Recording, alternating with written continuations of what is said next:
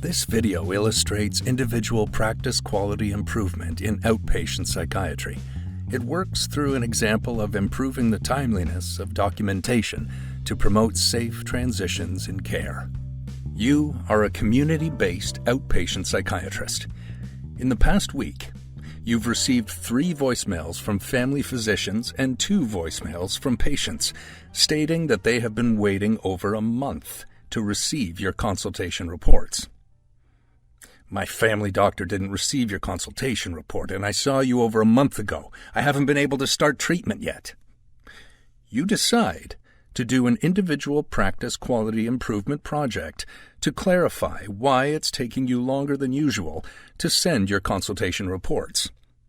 You want to implement a change in your practice to improve the timeliness of your documentation as you're concerned about the impact on patient safety.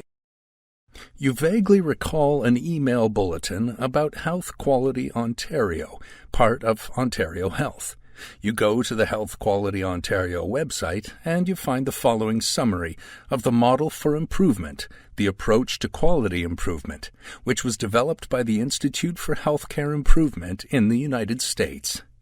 You notice there are 3 key questions to answer, and these correspond to establishing an aim, creating a measurement plan, and identifying a change to improve the healthcare process. Some additional questions are listed to help you structure your improvement plan.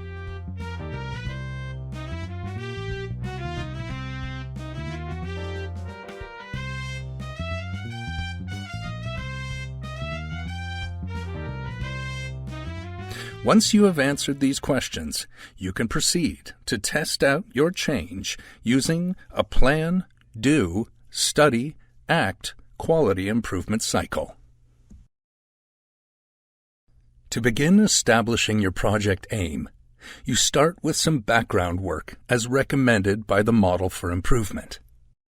You decide to review the College of Physicians and Surgeons of Ontario policy document on transitions in care, as you recall that some standards have been set about how quickly you need to get your consultations back to the referral source.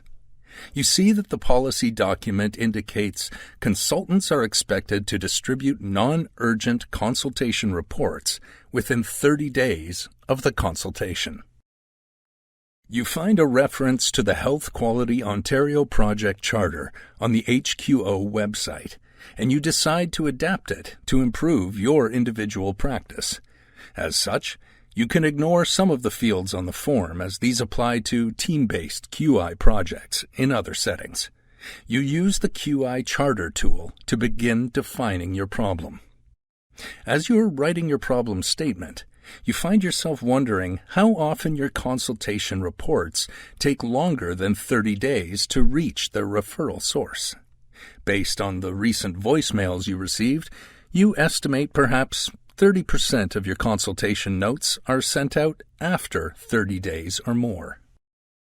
You decide to look back in your booking calendar to find your last 10 consultations, and then you review the charts for these 10 patients to see when you saw the patient and when your consultation report was sent out.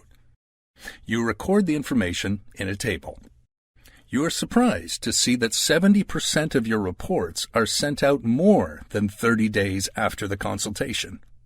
You decide to use a quality improvement tool called a process map to figure out why it is taking you more than a month to send your consultation reports. You review each of the steps you take to prepare consultation notes. After seeing the patient, you quickly jot down your impression and plan and file these with the notes you took during the assessment. You then finish clinic. After clinic, or sometimes a few days later, you find some time to dictate your consultation report.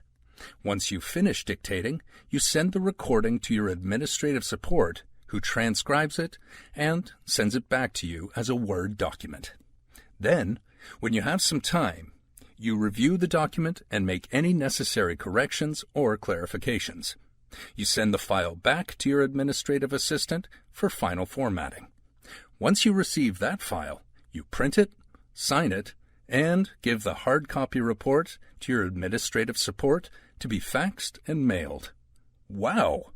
You are surprised by how many steps there are in the process.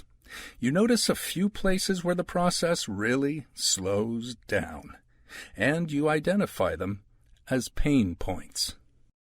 Now that you have a clearer understanding of the process you use to complete your consultation reports, you resume working on the next section of the project charter to plan how to improve the process. The project aim statement is a sentence that summarizes what you are trying to achieve. An effective aim statement meets all of the criteria of a SMART goal, meaning it is specific, measurable, attainable, realistic, and time-bound. You compose the following aim statement for your project. By October 1st, I will send 90% of my consultation reports to referring healthcare providers within 30 days. You confirm that your aim statement meets all the criteria of a SMART goal.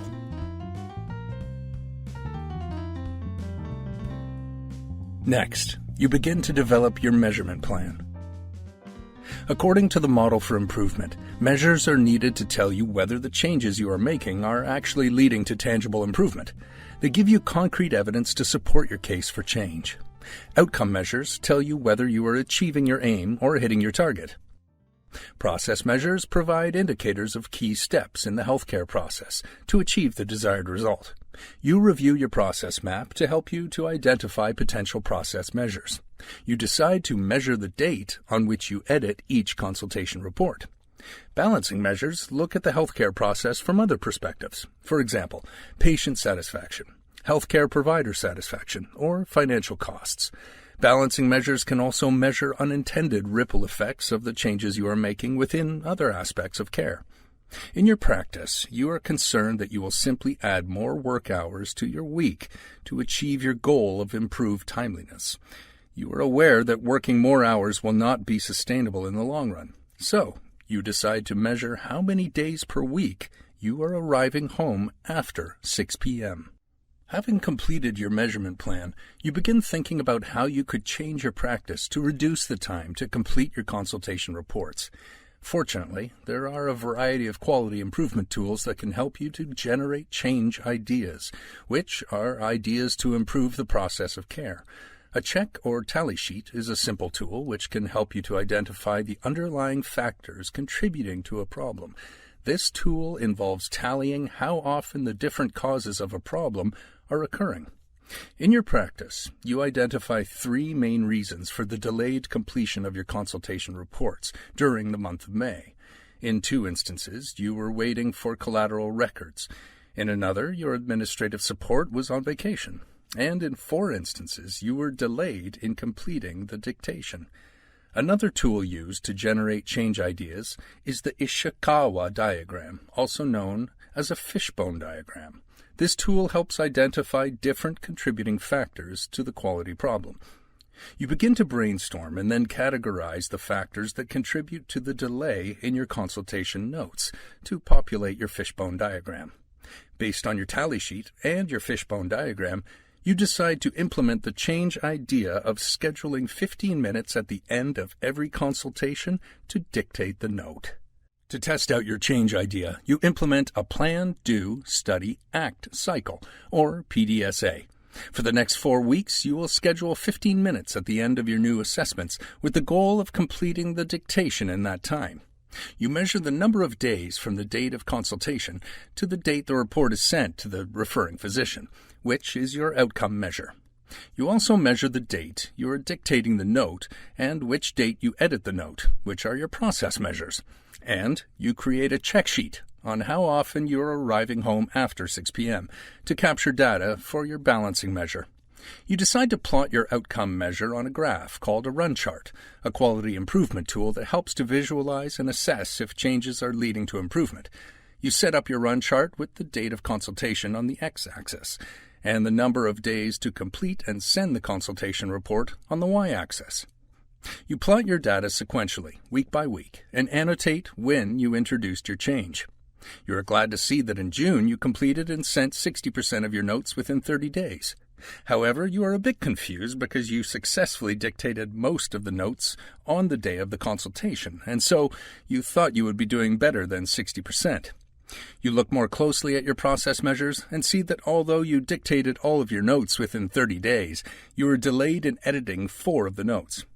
Your balancing measure check sheet indicates that you arrived home after 6 p.m. on 3 of the 22 workdays. You're relieved that, for the most part, your change idea did not lead you to work longer hours. You're both encouraged and a bit discouraged by the results from your first PDSA. You remember reading somewhere that quality improvement does not stop after one PDSA cycle.